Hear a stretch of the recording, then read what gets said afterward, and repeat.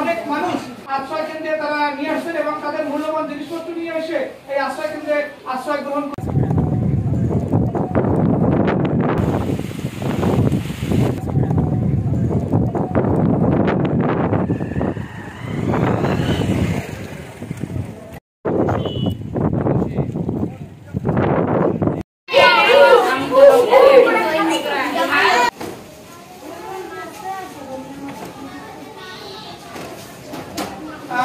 অঞ্চলের অনেক মানুষ তাদের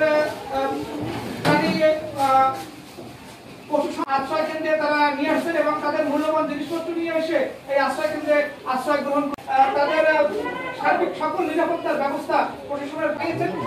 আশ্রয় কেন্দ্রগুলোতে কোনো বিদ্যুতের ব্যবস্থা নাই বা কোনো আলোর কোনো ব্যবস্থা নাই। এছাড়া বগুড়ার যে সমস্ত করছে